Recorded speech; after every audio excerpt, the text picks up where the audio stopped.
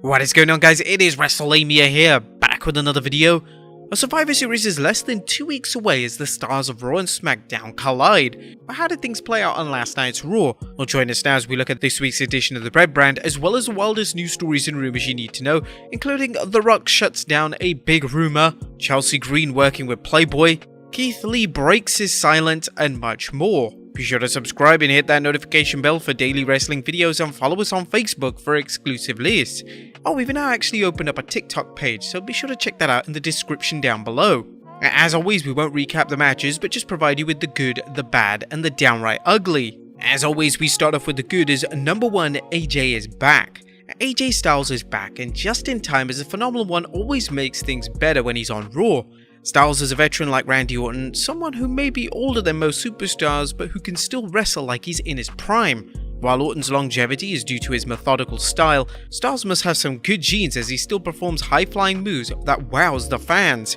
Whatever the reason, Styles added some excitement to last night's 8-man match, affirming his importance to WWE. Number 2, Liv Morgan lives. Now, we're thrilled to announce that the rumors of Liv Morgan's career croaking were greatly exaggerated. Morgan, who has been booked beyond awful, scored a big win in last night's number 1 contender match for the Raw Women's Championship. While Morgan probably has no chance of winning the title from Bulletproof Becky, putting her into a title contention provides hope for Liv fans that the WWE hasn't given up on her push. Of course, knowing the WWE, it wouldn't surprise anyone if Carmella ambushed Morgan, stealing her win. But let's keep our fingers crossed and hope Morgan gets her match and the WWE uses it as an opportunity to elevate her rather than have Becky squash her. Number 3, hooray for heel turns. Congratulations to the WWE for finally turning Kevin Owens heel. Although KO did a good job as a babyface during his feud with Shane McMahon and Seth Rollins, regrettably they never followed up with anything substantial for Owens, and while turning someone heel because the writers are befuddled isn't a good thing, it seems like it'll be good for the long haul, or the short haul if Owens decides to exit the WWE after his contract ends in early 2022. Big E could use another opponent besides Bobby Lashley, and Owens' style seems like a good fit for the WWE Champion. Owens can sell well, and while he's clearly outclassed in the strength department against Big E, his brawling skills combined with some heel tactics should make him an incredible challenger. But Owens wasn't the only wrestler who turned heel, as Doudrop is apparently a heel. Doudrop's interference in the 5-way match to determine Becky Lynch's opponent was a good follow-up to her comments that she's tired of Bianca Belair earning so many title shots and losing. A Doudrop vs Belair feud could be a good way to take the EST out of the championship hunt for now. She's gonna look bad if she keeps coming up short. As we've shown, these two heels could end up helping the Red Brand storylines moving forward. Number 4, who's the man? Raw faces an interesting situation as Big E is a champion, yet Kevin Owens and Seth Rollins are its biggest stars right now. Rollins is at the top of his game, and KO's heel turn could provide the impetus to propel him into the main event. However, what does that mean for Big E? Big E is a main eventer and the WWE Champion, which normally would make someone the top guy. Does this mean he's in a Jinder Mahal role, a man who was propelled to the top too soon? Well, no, the answer is no. Although Big E isn't at the same level as Rollins or Owens, the WWE has carefully built him up for the past year, and if things work out right, both Owens and Rollins will solidify Big E as more than a transitional champion, but as an actual main eventer who can look forward to more world championships. But that was the good. What about the bad? As number 1, revealing Raw and SmackDown teams on Twitter. Now, the booking for this year's Survivor Series has been a complete disaster, as the WWE has put zero effort into hyping the show up until recently, which is inexplicable when you realize the show is just 13 days out. Certainly fans weren't surprised to hear that Big E will face Roman Reigns and Becky Lynch will face Charlotte Flair, but why did they announce the competitors in the 5 vs 5 elimination matches via Twitter? It's already disappointing that they didn't have Raw and SmackDown superstars vying for a spot on the men's and women's team, which would have at least made the matches seem like something every wrestler would want to be a part of. While some fans and critics argue that the Survivor Series is a shell of its former self, it's not the concept that's broke, it's the execution.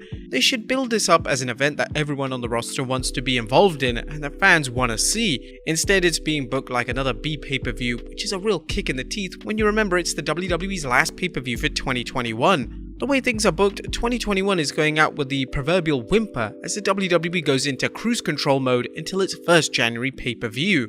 Number 2, 24/7 Championship Chaos.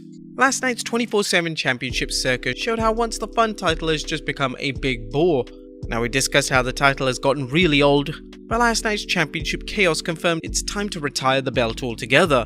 The belt has always been about filling segments with some funny spots, but in true WWE tradition, it's become a crutch for the WWE's work-shy writers to throw some wrestlers into a segment. And Charlotte vs Becky, so very tired. Becky Lynch vs Charlotte Flair at Survivor Series. Fans knew it was coming in light of the Survivor Series booking the Raw and SmackDown Women's Championships against each other, but can you ever recall when fans have cared less about seeing this match? To be fair, this seems like the millionth time these two have wrestled, but the problem runs deeper than repetition. It's all about the booking. We feel bad because Charlotte and Becky are still two of the best wrestlers in the WWE, and under the right circumstances, this might have been a must-see event. But it's clear, however, from the yawns and groans that followed this match's announcement that the WWE's writing team can't even make a match between two of the company's top stars into anything compelling. The stories of backstage heat between Lynch and Flair haven't helped, and in hindsight, they seem like a poor attempt at a worked shoot. Seriously, I mean, who's going to believe that Becky Lynch is going to be booed, as she's the heel against Charlotte Flair? Well, that was bad. What about the downright ugly? Now, has the WWE replaced Raw's writers with a new staff? As exciting as that might sound, there's no other way to explain why WWE authority figure Adam Pearce was so invested in Raw beating SmackDown at this year's Survivor Series. Did the writers forget that Pearce is the de facto general manager on both shows? Is there some sort of tie-in for the fan duel where the WWE Universe will discover that Pearce is betting on the red brand while Sonya Deville bets on the blue brand? The segment took lazy booking to another level, and it's the kind of bad writing that suggests Raw is beyond saving. But that was the good, the bad, and the downright ugly of Raw.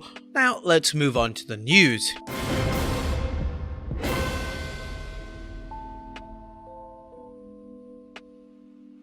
Our first story looks at The Rock shuts down WrestleMania rumors. Is The Rock going to wrestle Roman Reigns at WrestleMania 38?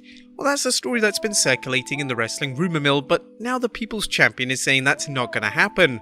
The Great One recently discussed the match during a chat with Dish Nation. I can tell you there's no truth to that right now. Possibly down the road, we'll see. We stay very close, myself and Roman Reigns, and I'm very happy and proud with the work he is doing, as well as the Usos, my other family members. Those guys will continue to do what they're doing, and we'll see down the road. As wrestling fans know, wrestlers and promoters avoid discussing when a match will take place until they feel the time is right. This often leads to fabrications, half-truths, and distractions that are designed to fool the fans. Now, while we're not saying that The Rock is headed to 2022's WrestleMania, it's saying that the fans shouldn't be skeptical about any comments from wrestlers or promoters about the future, just like when Edge denied rumors that he was going to be in the Royal Rumble. Next up, Keith Lee breaks his silence. Well, the wrestling world is curious to know what happened between Keith Lee and the WWE that led to his release. Now the Limitless One is reaching out to his fans via Twitter and contains a big reveal about his time off from the WWE when he was fighting for his life. Greetings and salutations. This day is my birthday. It's not a happy birthday, but it is one I'm most grateful for. Several months ago, it was not a guarantee I would make it to this day, so there's positivity in that. I paid all my medical bills from many offices and machines I frequented. There is positivity in that. And I do find it amusing that people believe anyone but me paid for my medical expenses. But Lee told his fans to get ready for the future.